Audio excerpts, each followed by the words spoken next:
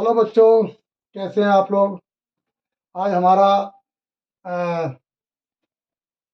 External exam का जो हमारा सेक्शन नंबर है सी है। ए बी में डाल चुका हूं और मुझे आशा है कि आप लोग उसे देख चुके होंगे। राइट, ये हमारा सी है और मैं इसे अभी शुरू करता हूं। ठीक है, इसको मैं सिर्फ इतनी मेहनत कर रहा हूँ इसलिए ताकि आपको इसे पढ़ने में परेशानी ना हो, कोई सेंटेंस बनाने में परेशानी ना हो। समझा तो मैं दूंगा, ठीक है, लेकिन मेन प्रॉब्लम मैंने देखी है अभी इंटरनल एग्जाम में कि बच्चों की प्रॉब्लम थी, लिख नहीं पा रहे थे। वो उन्हें मालूम है, कंसेप्ट क्लियर है, उनका थ्योरी क्लियर है, बट वो लिख नहीं पा रहे थे। तो इसमें मैंने कोशिश की है इसको मिनिमाइज करके, छोटे से छोटा करके मैंने लिख करके इजी लैंग्वेज में मैं आपके सामने पेश कर रहा हूँ। देखिए इसमें क्या है, इसमें ये जो हमारा पेपर है, इसमें जो हमारा सी सेक्शन है, इसमें 10 नंबर का एक सवाल है और कुल हमें 3 करने हैं। ठीक है, 10 नंबर का एक सवाल है और 3 करने हैं। टोटल जो क्वेश्चन है वो 4 हैं। 4 क्वेश्चन में जो हमारा पहला वाला है वो है what do you mean. What do you mean में 3 ऑप्शन, 3 दे रखे हैं हमें, कंडक्शन, कन्वेक्शन और रेडिएशन। ठीक है, कन्वेक्शन, कंडक्शन और रेडिएशन में आपको एक ही एग्जाम्पल में तीनों क्लियर हो जाएंगे। ठीक है, सपोज कोई भी इंसान आग जला करके ताप रहा है। आप समझो ध्यान से, आग जली हुई है नीचे और वो उसे ताप रहा है। ठीक है, उसके अंदर कोई एक लोहे का राड आग में पड़ा हुआ है और दूसरा हिस्सा किसी ने उसे पकड़ रखा है। ठीक है, अब आग हमारी जल रही है। आग जो जल रही है और ऊपर को जो हीट दे रहा है, उसके आगे चाहे कोई बर्तन रखा हो उसके ऊपर या कुछ भी हो, जो हीट उसे लग रही है, जो वर्टिकल कंडीशन में ऊपर को उठ रही है, उसे कहते हैं हम लोग कन्वेक्शन। क्या होती है वो? कन्वेक्शन। इसी को इजी भाषा में मैंने इंग्लिश में लिखा है। ठीक है, ये क्लियर तो हो गया। जब कोई नीचे आग जलती है और जब ऊपर को चाहे हमारा गैस का चूल्हा हो, ऊपर पतीला रखा हुआ है, पानी गर्म हो रहा है, सब्जी बन रही है, जो भी हो रहा है, वो किसके कारण हो रहा है? कन्वेक्शन के थ्रू। कन्वेक्शन के थ्रू हीट उस बर्तन को लगती है और उसके अंदर रखी हुई चीज गर्म हो जाती है या पक जाती है। जो मैंने कहा था सरिया उस आग के अंदर पड़ा हुआ है, दूसरा सिरा किसी और ने पकड़ा हुआ है। ध्यान देना मेरी बात पे। हम देखते हैं कि धीरे धीरे धीरे धीरे क्या होता है, सरिया का दूसरा सिरा जो आग के अंदर है ही नहीं, वो इतना गर्म हो जाता है कि उसे हम छू नहीं सकते, हमारे हाथ जलने लगते हैं। ये कौन सा सिस्टम है? ये कंडक्शन है। ये क्या है? इसे कहते हैं हम कंडक्शन। एग्जाम्पल के तौर में और देता हूँ। सपोज कढ़ाई में कोई सब्जी बन रही है और उसमें रखी हुई है करछली, कोई कोई भी चमचा, करछली, जो भी है। अगर हम रख के चले गए, कुछ देर के बाद जब हम उसे उठाते हैं तो हमारा हाथ जल जाता है, जबकि वो आग के संपर्क में है ही नहीं। मतलब ना तो उसके अंदर है, कढ़ाई के अंदर है, और ना कोई आग जल रही है, फिर भी उसका हाथ क्यों जल गया? वहां पे हीट पहुंची तो पहुंची कैसे?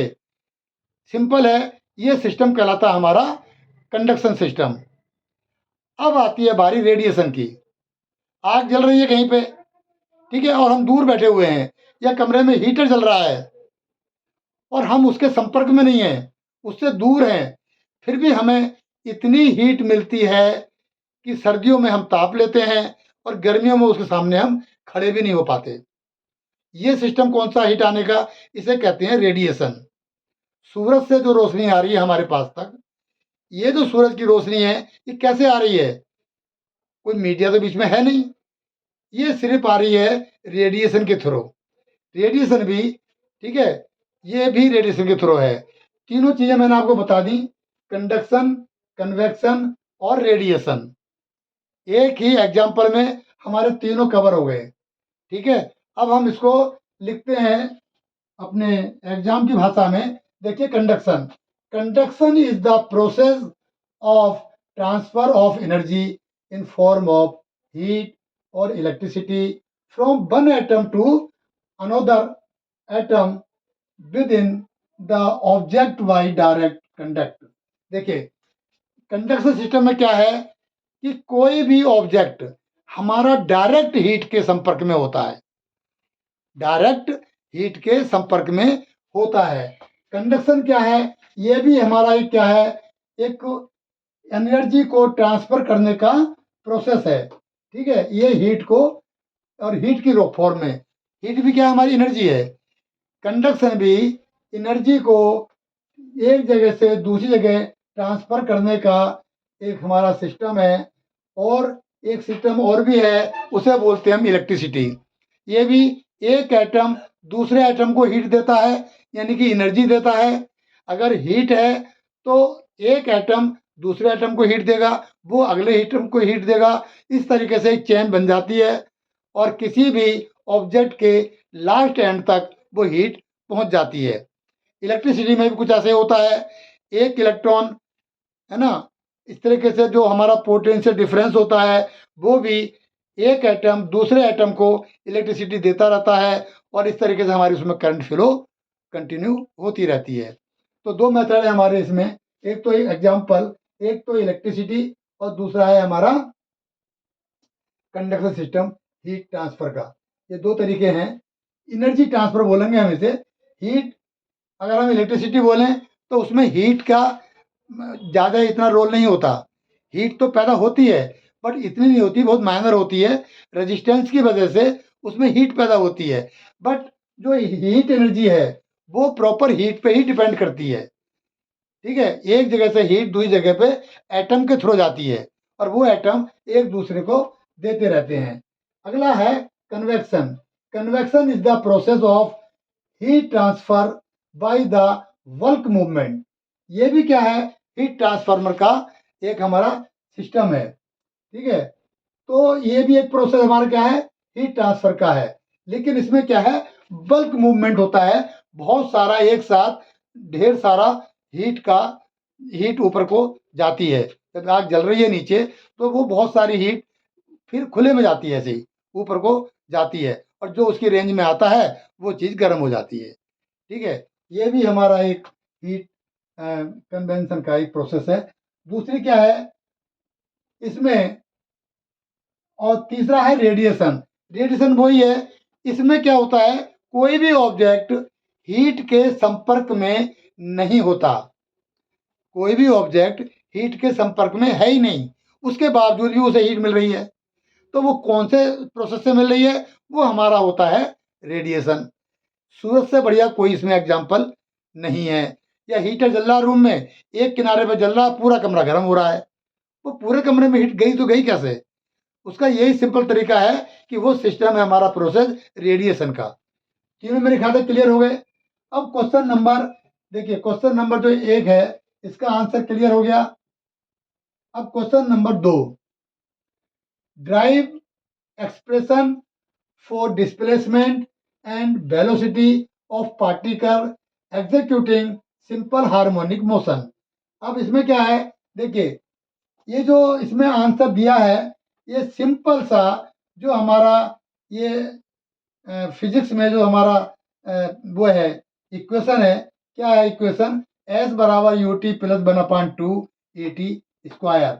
अब देखो इसे जरा ध्यान से देखना, तो आपको बड़ा आसानी से आपको याद भी हो जाएगा और आप लिख भी दोगे। तो क्या लिखा हुआ है, डिस्प्लेसमेंट क्या है हमारा एस, ये आप फार्मूला देखें, ये जो हमारी इक्वेशन है s equal to u t plus 1/2 a t square. आप इसे देखो और ये सेंटेंस पढ़ोगे तो आप इसको बिना सेंटेंस पढ़े भी सिर्फ इसे देख करके इसका आप क्या कर दोगे, ये ड्राइव एक्सप्रेशन जो भी मांग रहा है ये डिस्प्लेसमेंट का, वो आप आराम से लिख सकते हो।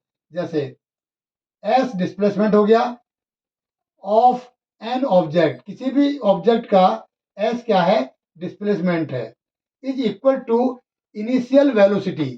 जो इनिशियल वेलोसिटी किस दिखाते हैं हम, यू से। ठीक है, ये जो इनिशियल वेलोसिटी है इसके बराबर होता है टाइम टी। ठीक है, देखिए displacement s an object is equal to initial velocity u time t plus half of the acceleration. तो मैं क्या कर रहा हूँ, मैं वही तो बोल रहा हूँ जो यहाँ लिखा हुआ है, एस यानी डिस्प्लेसमेंट इक्वल टू, है ना, ये डिस्प्लेसमेंट इक्वल टू किसके इक्वल है, देखिए initial velocity u, s displacement equal to किसके इक्वल है, initial velocity u time t plus, ये देखिए plus half of the acceleration, half 1/2 half हो गया एक्सेलरेशन ए। उसके बाद में देखिए ये दे रखा सिंपल में 1/2 ए, इसका मतलब क्या हो गया, half, half of the acceleration, acceleration हमारा ए है तो 1/2 ए, इसका मतलब क्या हुआ, हाफ ऑफ द एक्सेलरेशन, तो प्लस आ गया इसमें। अब multiplied by time square T, multiply हमने किससे कर दिया, स्क्वायर टी से, स्क्वायर टी से हमने मल्टीप्लाई कर दिया। जो हमारा इक्वेशन है फिजिक्स की, उसी को इन्होंने एक्सप्लेन करके इस शब्दों में व्यक्त कर दिया है। ठीक है, ये आप आराम से लिख सकते हैं। In the equation v equal to d upon t, इसके अंदर क्या है, v is the velocity, d is the distance and t is the time. ठीक है, ये इसमें लिखना है और कुछ नहीं करना, बाकी सिर्फ इक्वेशन का जो हमें एक्सप्रेशन दिखाना है डिस्प्लेसमेंट का, वो सिर्फ ये जो इक्वेशन है हमारी, इसे पढ़ करके आप आराम से लिख सकते हैं। ठीक है, अब हमारा दो क्वेश्चन नंबर 1 एंड 2 हमारे क्लियर हो गए। अब हमारे 3 एंड 4 रह गए हैं। ठीक है, मैं इसे रफ करके और ये दूसरा वाला भी, ये जो दो हैं इनको मैं फिनिश करता हूँ। ओके, बस जस्ट ए मोमेंट।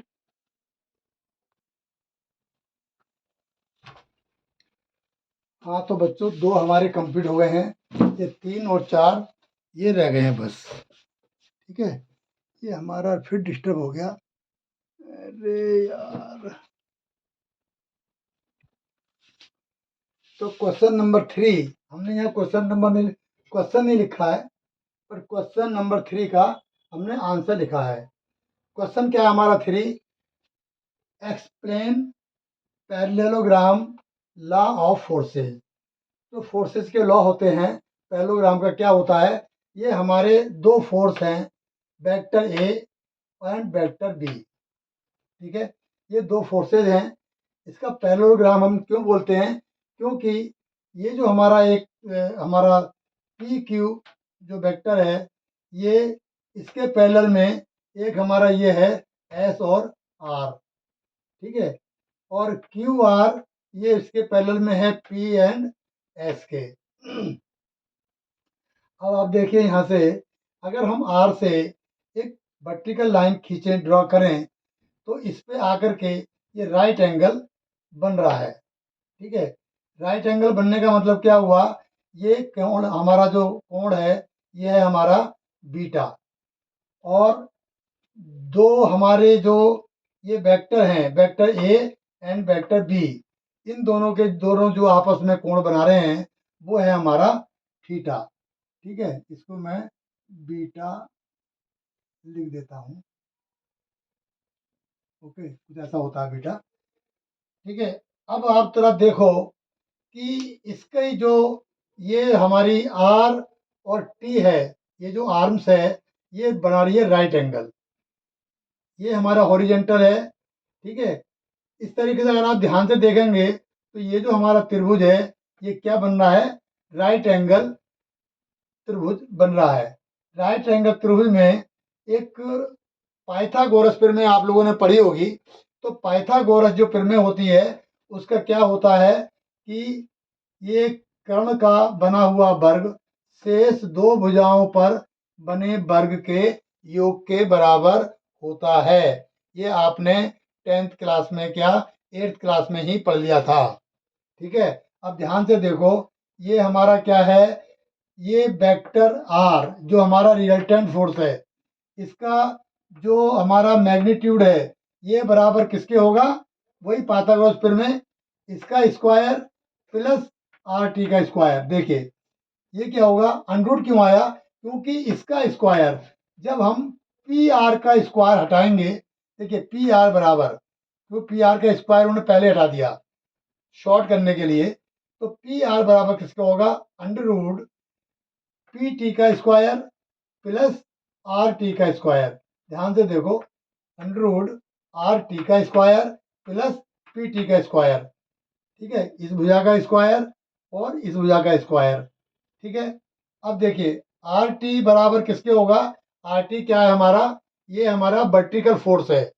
और मैं आपको बताया था क्लास में कि वर्टिकल फोर्स को क्या करते हैं हम लोग, बीटा वो साइन थीटा से इंडिकेट करते हैं, ठीक है। और जो हॉरिजेंटल फोर्स होते हैं उन्हें हम कोस थीटा से, ठीक है।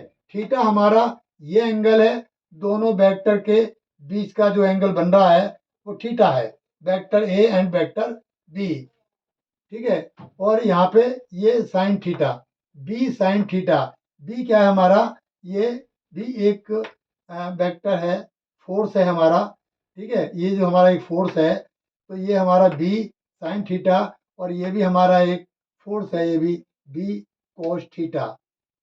ओके, अब देखो ध्यान से यहाँ पे, तो बी साइन थीटा यानी वर्टिकल का पोर्शन, इसका आर टी का स्क्वायर यानी कि b sine theta, r t square is equal to b sine theta. तो हमने आर टी ना लिख कर क्या किया, बी साइन थीटा का square plus a plus B cos theta, ये क्या है हमारा, बी कोस थीटा है, ठीक है। ये क्या है हमारा, ये ए प्लस है, ए ये जो हमारा फोर्स ए है, A plus B cos theta, B cos theta का होल स्क्वायर, क्योंकि A square plus B square आप ऐसा मानो करके ना, ठीक है। अब इनकी हमने ब्रैकेट खोल दी, तो अब इस क्या हो जाएगा, बी स्क्वायर हो जाएगा यहाँ पे, ये साइन स्क्वायर थीटा हो जाएगा, प्लस ये देखिए ए प्लस बी का फार्मूला आपने पढ़ा होगा, ए प्लस बी का होल स्क्वायर, शायद आपको याद आ जाए, A square plus B square plus two A B, ध्यान आ गया होगा। तो ये हमारा क्या बन गया, ए प्लस बी का होल स्क्वायर, ए है और b cos theta equal to b है, तो देखिए a square plus B square, ठीक है, बी स्क्वायर है दोनों का square, plus two A b, two A b, a b क्या है, ये बी पूरा है, बी कोस थीटा, बी बराबर क्या है, बी कोस थीटा, ए ही रहेगा, ठीक है। तो ये खुल के हमारा ब्रैकेट इस तरह की हो गई। अब आप देखो यहाँ पे ट्रिग्नोमेट्री में इस तरह की चीज देखी जाती है, देखिए ये साइन स्क्वायर थीटा है प्लस ये बी स्क्वायर कोस थीटा है, इन दोनों में बी कॉमन है, बी स्क्वायर, हमने यहाँ क्या किया, बी स्क्वायर कॉमन ले लिया, यहाँ क्या बचेगा, साइन स्क्वायर थीटा, ठीक है। यहाँ क्या बचेगा, कोस स्क्वायर थीटा, क्योंकि बी स्क्वायर थीटा हमारा बाहर आ गया। अब यहाँ के अंदर क्या बचा, एक तो ये ए स्क्वायर बचा plus two A B cos theta, यहाँ तक क्लियर हो गया, ठीक है। अब sine square theta plus cos square theta equal to 1 होता है, ट्रिग्नोमेट्री में अच्छी तरीके से पता होगा, ये बहुत फेमस जो है ये है formula, sine square theta plus cos square theta equal to 1, ये तो 1 हो गया, ठीक है। तो यहाँ क्या बचा, ए स्क्वायर, हमने थोड़ा इधर उधर कर दिया है, ए स्क्वायर पहले लिख दिया है, इससे कोई फर्क नहीं पड़ता, A square plus B square plus two A B cos theta, समाया कुछ, A square plus B square plus two A B cos theta. Okay, ये हमारा मैग्नीट्यूड है किसका, रिजल्टेंट फोर्स का, ये ए वेक्टर बी का रिजल्टेंट फोर्स क्या है हमारा, पी आर।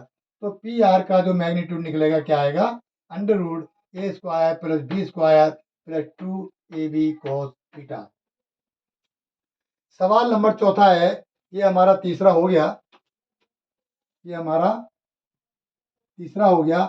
फोर्थ नंबर क्या है, एक्सप्लेन, हमें क्या करना है, इसमें एक्सप्लेन करना है, क्या क्या, speed, average speed and instantaneous speed. अब ये तीनों हमें यहाँ क्या करनी है, एक्सप्लेन करनी है। देखिए स्पीड क्या होती है, speed is defined, speed is defined as the rate of change of position of an object in any direction। जब किसी ऑब्जेक्ट की पोजीशन चेंज होती है, ठीक है, डायरेक्शन उसकी कोई भी हो, जब उसकी पोजीशन चेंज होती है तो हमारी वो क्या कहलाती है, और डायरेक्शन कुछ भी हो वो हमारी स्पीड कहलाती है। ठीक है, जो चेंज होने का जो rate of change of position है, भाई अभी कोई ऑब्जेक्ट यहाँ है फिर यहाँ चला गया, तो ये क्या है, स्पीड है। कोई भी व्हीकल जब एक जगह दूसरी जगह चलती है तो वो क्या करती है, अपनी पोजीशन चेंज करती है। अभी वो यहाँ पे थी, कुछ देर बाद वो आगे पहुंच जाती है। तो जो इसकी पोजीशन चेंज हो रही है, तो पोजीशन चेंज होने का जो रेट है, यही हमारा क्या कहलाता है, स्पीड कहलाता है। Is it clear? दूसरा है हमारा इंस्टेंटेनियस स्पीड। इंस्टेंटेनियस स्पीड क्या होती है, देखिए the instantaneous speed is the speed of an object at a particular moment in time. Instantaneous speed कहलाती है, मतलब किसी पर्टिकुलर टाइम में, किसी पर्टिकुलर टाइम में, मतलब किसी भी टाइम इंस्टेंटेनियस स्पीड, मतलब किसी भी समय जो हमारी स्पीड चेंज होती है वो हमारी इंस्टेंटेनियस स्पीड कहलाती है। इसका जो अगर हम फार्मूले में देखें तो इंस्टेंटेनियस स्पीड बराबर होता है डिस्टेंस, वो कितनी चली, अपॉन उसमें कितना टाइम लगा। ठीक है, वो कितनी डिस्टेंस उसने कवर की डिवाइडेड बाई उसमें कितना टाइम लगा, ये हमारी कहलाती है इंस्टेंटेनियस स्पीड। ठीक है, अब आती है हमारी एवरेज स्पीड। हम हर चीज़ का एवरेज निकालते हैं, यार एवरेज बताओ कितना नुकसान हुआ, एवरेज कितना है, हर चीज़ का एवरेज निकालते हैं। तो इसमें क्या है, the total distance travelled by the object, देखिए वो कितना उसने डिस्टेंस ट्रेवल किया, ठीक है, divided by the elapsed time to cover the distance, और डिवाइडेड बाई उस डिस्टेंस को कवर करने में कितना टाइम लगा। तो ये हमारी क्या कहलाती है, एवरेज स्पीड। एवरेज स्पीड का मैं आपको एक एग्जांपल और बता दूं कि मान लीजिए कि एक आदमी पहले घंटे में चला 10 किलोमीटर, दूसरे घंटे में चला 4 किलोमीटर, तीसरे घंटे में चला 6 किलोमीटर। अब इसका एवरेज अगर हम स्पीड निकालें तो कैसे निकालेंगे, हम जो टोटल कितना चला वो निकालेंगे, ठीक है, और डिवाइडेड बाई कितना, कितने बार चला, 1 2 3 4, 4 से डिवाइड कर दो, इसका जो है हमारा एवरेज निकल आएगा। ठीक है, हम ऐसे ही एवरेज निकालते हैं। साइंस की भाषा में, जो हमारी साइंस की भाषा है उसमें ये है the total distance travelled by the object divided by the elapsed time to cover the distance, उसमें कितना समय लगा उससे हम डिवाइड कर देंगे जो भी हमारी डिस्टेंस उसने ट्रेवल की है, ये हमारी एवरेज स्पीड कहलाएगी। इस तरीके से हमारे ये सेक्शन सी के ये चारों क्वेश्चन हमारे कंप्लीट हुए। ओके, अब आप इसका स्क्रीनशॉट ले सकते हैं। ओके, इसका स्क्रीनशॉट ले लीजिए। जो अगर नहीं दिखाई दे रहा है कुछ लिखा हुआ, उसे आप जूम करके देख सकते हैं। मैं आपको बता दूं, जहाँ तक है हमें 100% चांस है कि जो मैं आपको करा रहा हूँ फिजिक्स में यही क्वेश्चन आएंगे। ठीक है, लेकिन 1% हो सकता है भाई कुछ ऊपर नीचे हो जाए, या इनको कोई इनकी जो फॉर्म है वो चेंज कर दें। ठीक है, वो एक अलग मैटर है, थोड़ा सा घुमा फिरा के दे सकते हैं और कुछ नहीं आएगा। जहाँ तक लग रहा है ये बिल्कुल इसी से मिलता जुलता आएगा, नहीं तो आप 80% तो आप समझ लो ये आना ही आना है। ठीक है, तो ये आप इसको स्क्रीनशॉट ले लीजिए और स्टडी कर लो। कल इसका मैं डाल दूंगा जो हमारा सेक्शन डी है। इस तरह से हमारा एक्सटर्नल एग्ज़ाम का जो फिजिक्स है वो हमारा कंप्लीट हो जाएंगे चारों सेक्शन। ठीक है, ओके, नमस्ते, गुड नाइट, ओके, बाय।